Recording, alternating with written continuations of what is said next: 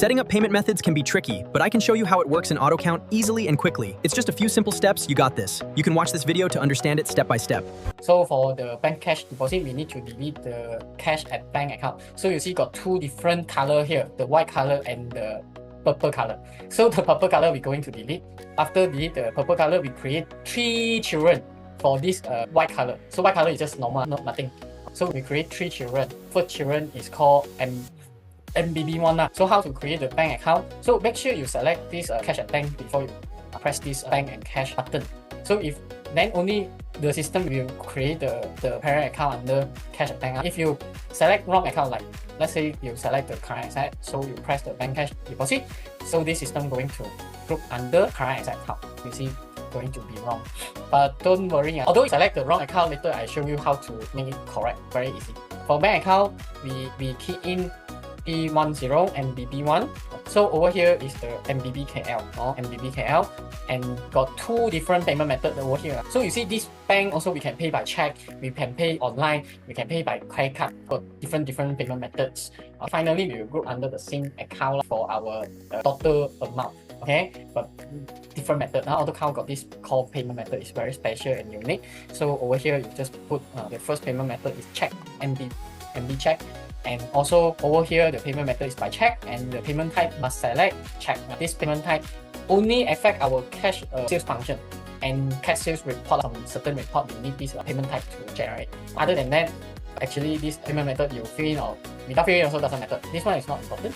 And next function is very important, is this need to specify additional information for the check number and credit card number. So if let's say you issue check or pay by credit card, so the system will notify you, hey, you need to fill in this check number or not. So although you forgot, the system still prompt you, to make the system to make sure you got in this information. Just notification only, doesn't matter. So if you think this notification too annoying, then you just go here and then untick. So after the key in the first payment MB check, then we add another payment. So another payment is MBC card. Okay, MBC card. So the payment type is credit card. So document number we're going to learn on chapter 3, don't worry, and then we save and proceed for the first bank. Second bank, click again the bank cash deposit and then key in the public bank, the BB1. So this PPP PJ. And then the payment method is BPJ, pay by check, and then the payment type also check. So the last one is CIMB, so 310 CIMB, and this is CIMB KL.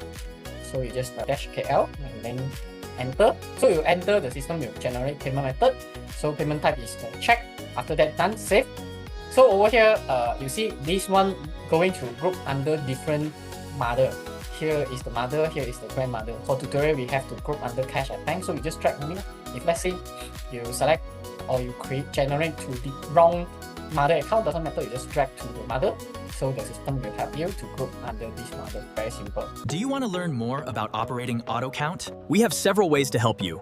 If you want to learn AutoCount system more systematically, we have classroom training, online training, and one-to-one teaching. But if your schedule is packed, you can also choose our e-learning courses. As long as you have time, you can log into our website and learn the AutoCount system at your convenience. But if you are not sure which option suits you best, you can message me privately and I can give you some advice. Thank you, everyone.